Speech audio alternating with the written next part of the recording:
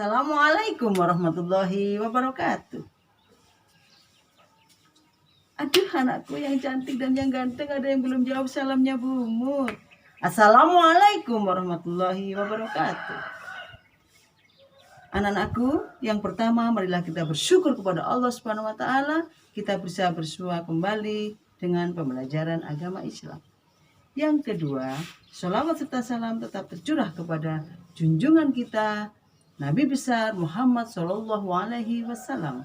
Allahumma sholli ala Muhammad. Oke anak-anak, sebelum belajar mulai kita membaca basmalah dulu. Oke? Kita membaca doa, semoga membawa berkah bagi kita semuanya. Bismillahirrahmanirrahim. Anak-anakku yang disayangi, pada kesempatan hari ini kita akan belajar tentang makanan halal dan haram.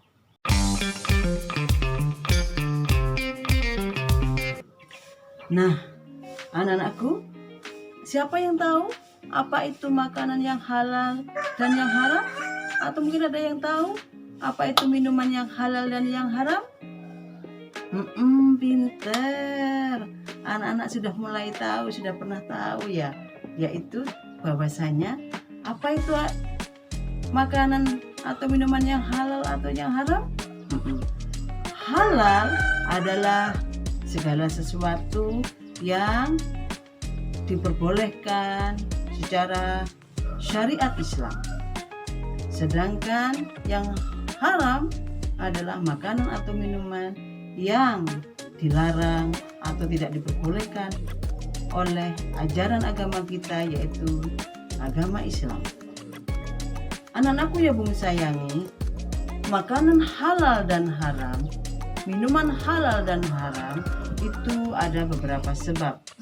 Yang pertama yaitu memang dilarang secara syar'i. Misalnya anak-anak nggak boleh makan babi dan turunannya, minyak babi, kemudian dagingnya babi, nggak boleh ya. Itu secara syariat memang kita tidak diperbolehkan, diharamkan bagi umat Islam untuk mengkonsumsi babi. Itu contohnya. Apalagi yang diharamkan? Ada yang tahu? Yang yang buas, binatang yang buas yang bertaring misalnya gitu ya. Nah, ada juga yang secara syar'i memang diperbolehkan. Misalnya kambing, sapi, nasi, kemudian hewan-hewan yang ada di laut gitu ya. Kemudian belalang juga boleh gitu ya. Secara syar'i memang diperbolehkan. Minuman juga seperti itu sayang. Ada yang dilarang untuk kita meminumnya. Misalnya apa yang dilarang meminumnya? Minuman keras. Iya, minuman keras. Iya, minuman keras itu nggak boleh diminum. Khamr namanya. Nah, kalau minuman yang boleh diminum apa saja ya? Ada teh, ada kopi, ada es degan. Enak ya. Itu boleh dimakan. Tapi anak-anak, ada makanan itu menjadi haram karena cara memperolehnya yang kurang bagus. Jadi makanan halal bisa menjadi haram karena cara memperolehnya yang salah, cara memperlakukannya yang salah, gitu ya. Yang pertama misalnya nasi, apakah itu halal atau haram? Halal. Tapi kalau kita mencuri nasi, nasinya jadi haram. Gitu ya. Kue misalnya, temanmu bawa kue. Secara syar'i makanan itu halal karena roti terbuat dari tepung dan sebagainya halal, tapi bisa menjadi haram karena memperolehnya nggak benar. Kamu mencuri kuenya teman misalnya, atau maksa minta kuenya teman, itu juga nggak boleh, itu menjadi haram. Minuman juga seperti itu. Es degan itu kan manis ya, enak ya, tapi bisa menjadi haram karena memperolehnya nggak bagus. memaksa temannya misalnya, atau mencuri, nggak boleh gitu ya nak ya.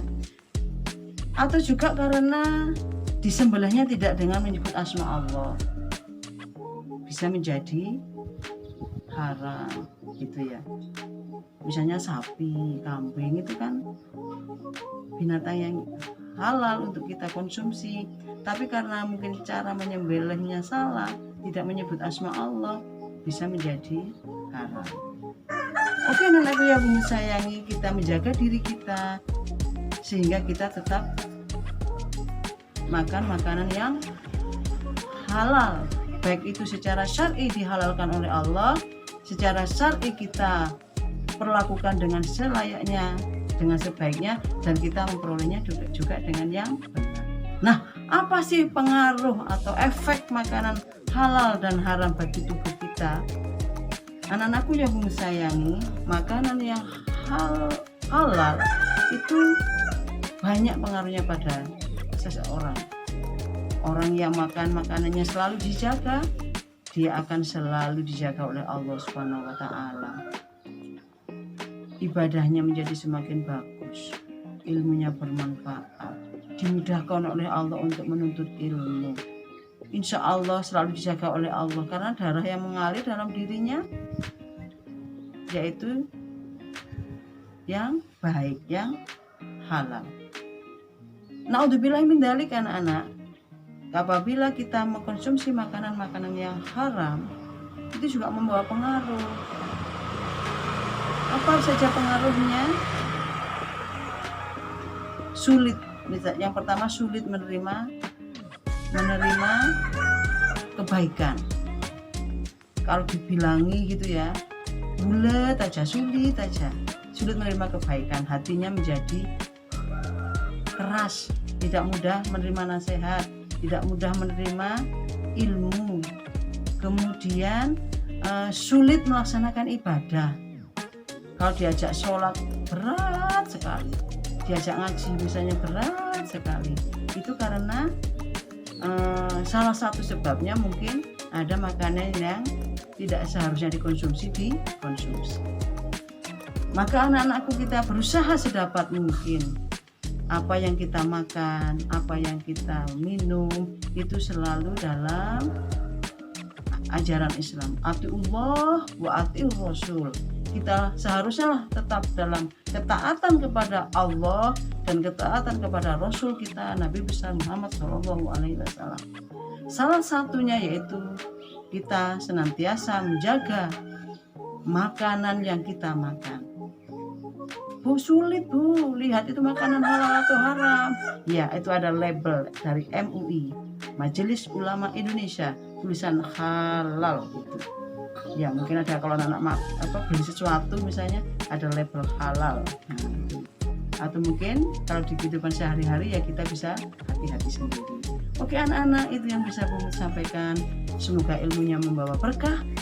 Kita selalu menjaga diri kita dari makan makanan juga minuman yang kita konsumsi, karena itu membawa pengaruh bagi kehidupan kita baik di dunia maupun di akhirat. Akhirul kalam, semoga kalau ada salah, mohon maaf yang sebesar-besarnya. Semoga ilmunya membawa manfaat. Wallahul muwaffiq ila aqwamit thoriq. Wassalamualaikum warahmatullahi wabarakatuh.